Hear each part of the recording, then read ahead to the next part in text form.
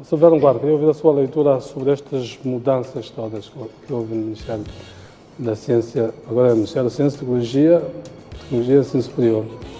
Bom, é preciso dizer, em primeiro lugar, que a Secretaria do Ensino Técnico Profissional não é nova. Portanto, havia a antiga CETEP. Eu próprio, quando fiz o ensino técnico, portanto, estava dentro de uma Secretaria de Estado, chamava na altura Nos outros tempos, CETEP. Portanto, é um regresso ao passado. tal como já havia a Secretaria do Desporto, no tempo de José Andrade. Não é uma coisa nova. Portanto, os governos muitas vezes têm de pensar se vamos autonomizar ou não as áreas, porque efetivamente, ao contrário de uma direção nacional que não tem uma autonomia tão vincada como a Secretaria do Estado, a Secretaria do Estado tem uma autonomia alargada em relação ao seu ministro, porque se entendi bem, pareceu-me que desta vez houve duas mudanças. Primeiro, de fato, esta divisão para a criação da Secretaria do Estado. Primeiro tinha sido criada a Secretaria do Estado dentro do Ministério. Exato. Depois, o Presidente apercebeu-se disso, extinguiu as duas instituições, que era o Ministério e a Secretaria de Estado. E separou, autonomizou a Secretaria de Estado do Ensino Técnico Profissional, tanto do Ministério. Sim, porque eu penso que no passado, portanto, a Secretaria do Estado estavam subordinados aos ministérios.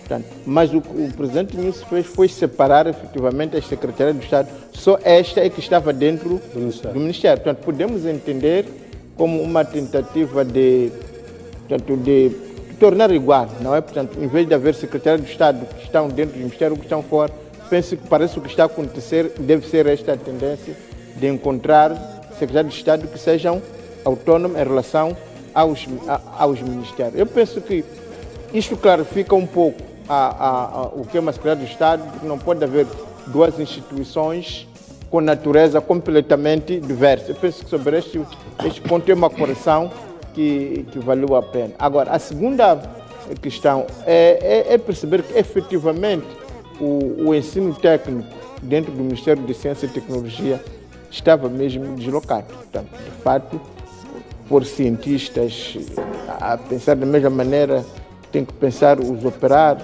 porque a formação técnica é para formar operários qualificados. Portanto, parece-me que tem mais lógica esta autonomização e esta distinção. Agora, há um outro assunto que não podemos ignorar, é ouvir dizer que o tal ministro pertencia à Renamo. Eu penso que isto, pelo contrário, deve ser celebrado.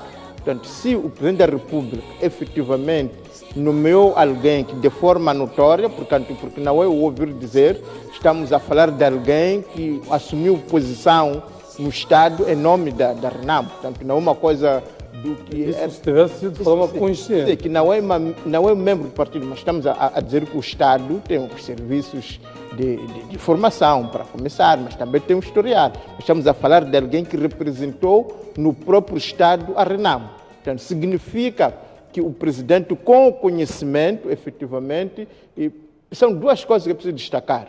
Primeiro, que aquele indivíduo não devia ser enterrado, de ser visto na sua história. Como uma vez foi da Renamo, significa que sempre é da Renamo. É esta a possibilidade. Pode ser que tenha sido da Renamo, agora não é da Renamo, e como tal, não deve ser tratado como membro da Renamo.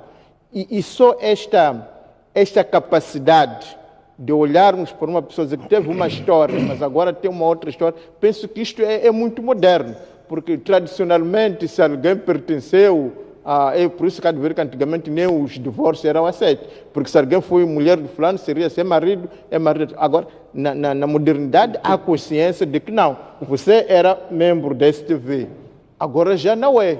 Portanto, começa uma nova visão. Era membro de um partido. Portanto, o fato de haver essa dissociação histórica, encarar a pessoa naquilo que é, naquele momento, com as suas competências, as suas novas tendências, penso que é positivo. Mas o outro aspecto também que é preciso reconhecer é se o Presidente o ter nomeado exatamente por ter sido da Renamo.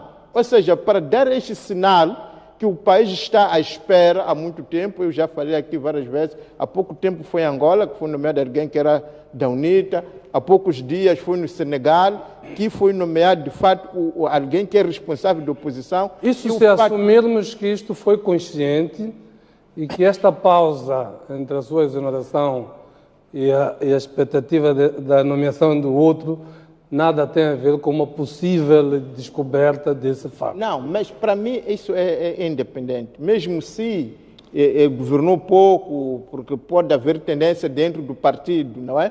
A fazer barulho, a dizer que não pode ser. Mas o fato de, em algum momento, o presidente ter tomado esta posição, eu penso que é positivo, porque o que nós todos estamos à espera é este sinal de que, independentemente da raça, independentemente da tribo, da religião, independentemente das crenças ideológicas e políticas, se a pessoa reúne condições, se a pessoa pode exercer esse cargo, ser nomeado. Ora, o fato de o presidente Nunes ter feito isto, eu penso que isto já não se apaga.